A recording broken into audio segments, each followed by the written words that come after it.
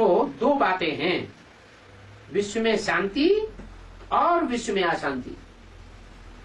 जब विश्व में शांति थी तो अशांति का नाम निशान नहीं था, और जब अभी विश्व में अशांति है तो यहाँ शांति का नाम निशान नहीं है। कोई आदमी छाती ठोक करके नहीं कहेगा कि मैं सारा जीवन शांत रहता हूँ। कोई कहेगा? कह ही नहीं सकता। इस अशांत दुनिया में अशांति जरूर होगी। फिर अशांति को शांति में बदलने के लिए कोई तो चाहिए।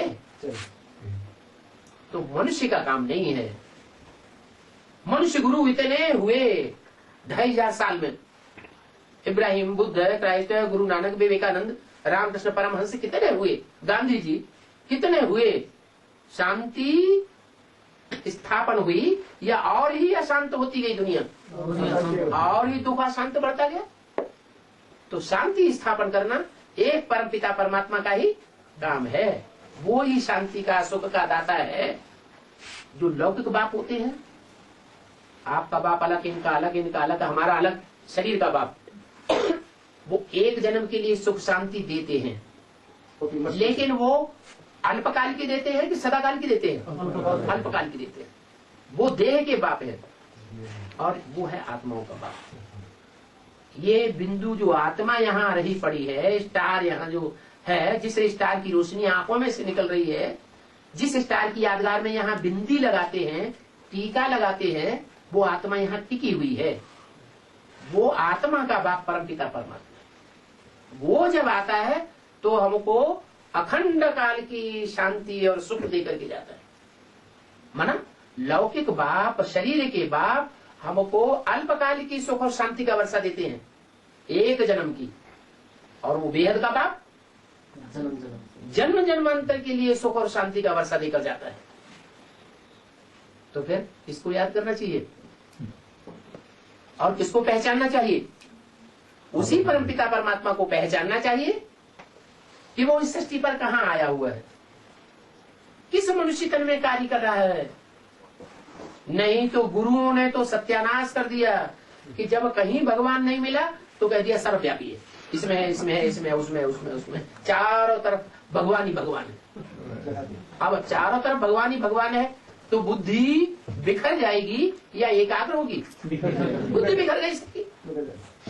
बुद्धि के बिखरने से एकाग्रता नष्ट हो गई, और एकाग्रता जब बुद्धि की नष्ट हो जाती है तो बुद्धिहीन आदमी बनेगा कि बुद्धिमान बनेगा? बुद्धिहीन हो गया। इतना बुद्धिहीन हो गया मनुष्य आज कि जिस दुनिया में बैठा हुआ है उस दुनिया को नष्ट करने के लिए एटम बम तैयार कर लिए। जैसे कोई मूर्ख जिस डाली पर बैठा हुआ है उसी डाली को काट रहा है। ये हालत आज की बुद्धिमानों की हो गई है।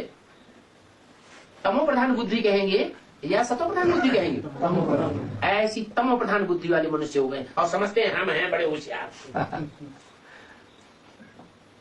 हम सच्ची सुख शांति वाली स्वर्ग की दुनिया बनाने वाले हम हैं। अहंकार देखो कितना है। और भगवान बाप जब इस सृष्टि पर आते हैं तो जिस मनुष्य तन में आते हैं उसमें जैसे अहंकार होता ही नहीं। साधारण मनुष्य तन में आते हैं, इतने साधारण मनुष्य तन में आते हैं कि लोग पहचान भी नहीं पाते कि ये भगवान का रूप हो सकता है।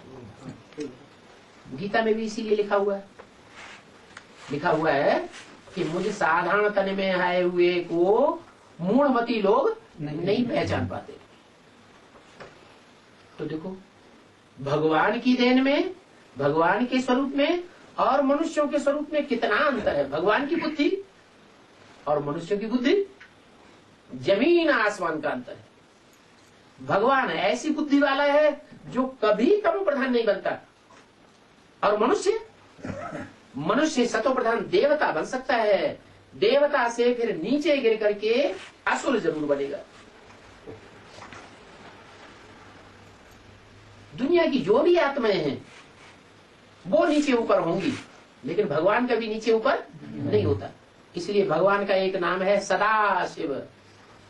क्या? सदैव कल्याणकारी। कभी भी किसी के लिए अकल्याणकारी साबित नहीं हो सकता। तो देखो, भगवान की मत पर तुम बच्चे अभी वो शांति का राज्य स्थापन कर रहे हो, अपनी अकल से नहीं। किसकी मत पर? भगवान की मत पर। और अनेक बार तुमने विश्व में शांति स्थापन की है, एक बार की बात नहीं है। मना हर 5000 साल के बाद भगवान इस सृष्टि पर आता है और शांति की दुनिया हम बच्चों के द्वारा स्थापन करा के जाता है। 5000 साल पहले भी सत्युग स्थापन किया था और अब 5000 साल के बाद कलयुग के अंत में फिर परमात्मा वापस सृष्टि पर शांति स्थापन करने के लिए आगे।